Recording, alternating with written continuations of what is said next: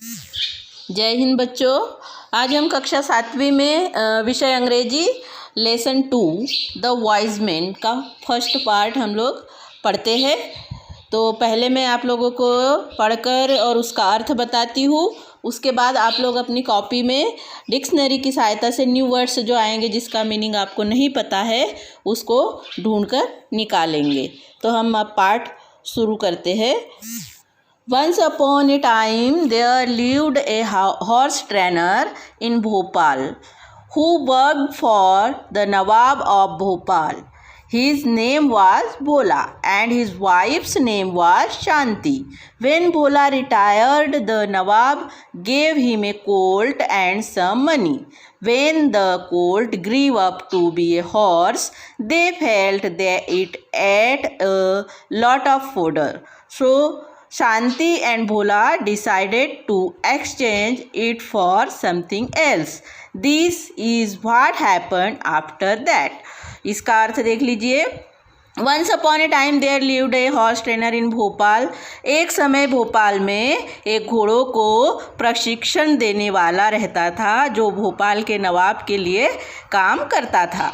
उसका नाम था भोला और उसकी पत्नी का नाम था शांति। जब भोला सेवानिवृत्त हो गया, रिटायर्ड हो गया, नवाब ने उसे एक घोड़े का बच्चा और कुछ पैसे दिए, धन दिया मतलब जब वह बच्चा, घोड़े का बच्चा बड़ा होकर घोड़ा बन गया तो उन्होंने देखा, महसूस किया कि वो तो बहुत सारा चारा खाता है। अतः फिर शांति और भोला ने उसे किसी अन्य वस्तु से बदलने का निश्चय किया और उसके बाद क्या हुआ देखते हैं। Shanti, it's very expensive to feed this horse. ये घोड़ा तो खिलाने के लिए बहुत ही खर्चीला है, मतलब इस घोड़े को तो खिलाना बहुत महंगा पड़ रहा है हमको। बोला yes it's like an elephant. हाँ, ये तो बिल्कुल हाथी के जैसे खाता है। Shanti, if we don't sell it we will become poor in few days. Shanti बोलती है यदि हम इसे नहीं बेचते तो हम तो कुछ ही दिनों में गरीब हो जाएंगे। Bhola, oh yes should I take this horse to the market and try to sell it. तो भोला बोलता है शांति, ओ हाँ, क्या मैं इस घोड़े को बाजार में ले जाऊँ, जाकर उसे बेचने की कोशिश करूँ। Shanti, yes this is a right decision. हाँ, ये बिल्कुल सही निर्णय है। बोला, what would you like to exchange it for. तुम इसके बदले में क्या लेना चाहोगी, भोला ने पूछा शांति से। Shanti, just anything, this horse eat too much. बोले कुछ भी, बस ये घोड़े से हमको छुटकारा चाहिए, यह घोड़ा बहुत अधिक खाता है, इसके बदले कुछ भी ले आना भले। बोला, do not be angry with me if I make a poor bargain. Bhola बोलता है फिर मुझसे नाराज़ मत होना कि यदि मैंने मोल भाव न करूँ या सस्ते में बेचाऊँ तो। Shanti, have I ever complain to you. Shanti, क्या मैंने तुमसे कभी कोई शिकायत की है। भोला, नो नेवर, कभी भी नहीं। Shanti, you must leave at once otherwise it will be too late. Shanti बोलती है तुम्हें तुरंत निकल जाना चाहिए, चले जाना चाहिए वरना देर हो जाएगी। भोला reaches the market. He sees a man with a donkey. He thinks a donkey to be more useful than a horse. भोला बाजार में पहुंचता है और वह एक आदमी को गधे के साथ देखता है। वह सोचता है कि एक गधा घोड़े से तो अधिक उपयोगी है। Bhola, hello gentleman, will you give me your donkey in exchange for this horse. Bhola बोलता है, नमस्ते जेंटलमैन महाशय, क्या आप इस घोड़े के बदले अपना गधा मुझे दोगे। The man, oh why not, you can have my donkey in exchange for your horse. बोले क्यों नहीं, आप अपने घोड़े के बदले मेरा गधा ले सकते हो। Bhola took the donkey, he walked a few yards, he saw a woman with a ship.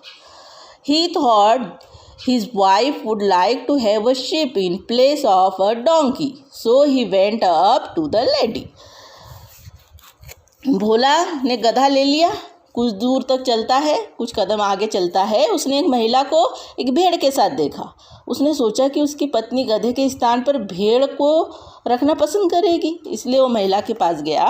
बोला, hello pretty lady, would you like to give your sheep in exchange for this donkey? बोले, नमस्ते सुंदर स्त्री, क्या आप इस गधे के बदले अपनी भेड़ देना पसंद करोगी?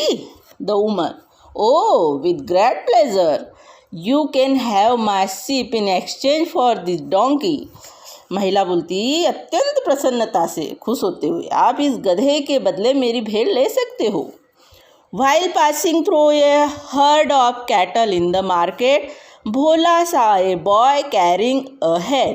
He thought that it would eat less than the sheep, so he went up to the boy.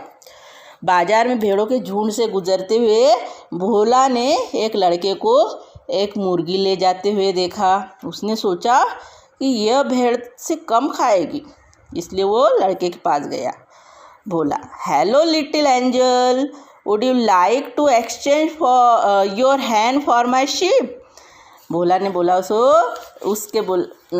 उसे बोला, हेलो लिटिल एंजल मतलब देवदूत, क्या तुम मेरी भेड़ को अपनी मुर्गी से बदलना पसंद करोगे? द बॉय स्माइलिंग, मुस्कुराते हुए, yes you can take my hand in exchange for your sheep. हाँ, आप मेरी मुर्गी को अपनी भेड़ के बदले ले सकते हो। Then Bhola met a girl carrying a basket of mangoes. उसके बाद में भोला आमों की टोकरी को ले जाती हुई एक लड़की से मिला। आम की टोकरी, कच्चे आम भरे रहते इसकी टोकरी में, वो लड़की से मिलता है Bhola. Hello little fairy, what you have you got in your basket? बोले, कैसे हो? हेलो नन्ही परी, छोटी फेरी मतलब परी होता है, तुम्हारी टोकरी में क्या है? द गर्ल, ग्रीन मैंगोज, हरे आम। Bhola, my wife loves to eat chutney and these mangoes will make delicious chutney, will you give me your mangoes in exchange for my hand? Bhola बोलता है कि मेरी पत्नी को चटनी खाना बहुत पसंद है और इन आमों से वह स्वादिष्ट चटनी बनाएगी, क्या तुम मेरी मुर्गी के बदले अपने आम मुझे दोगी? The girl, does it lay eggs? लड़की पूछती, क्या ये अंडे देती है? Bhola, of course it does, हाँ बिल्कुल देती। The girl, all right, you can have this mangoes and give the hand to me. बोले, ठीक है, आप ये मैंगो ले लीजिए और मुझे आपकी मुर्गी दे दीजिए। Bhola took the mangoes and handed over the hand to the girl. Bhola mangoes लेता है और मुर्गी को लड़की के हाथ में दे देता है। तो इस प्रकार से ये लेसन यहाँ पर हमने समझा है। इसके बाद आप न्यू वर्ड्स आपकी डिक्शनरी की सहायता से निकाल लीजिए और जिसका मीनिंग नहीं पता हो तो मुझसे पूछ लेना, मैं आपको बताऊंगी। फिर अगले वीडियो में हम लोग इसके क्वेश्चन आंसर्स करेंगे। Okay, thank you.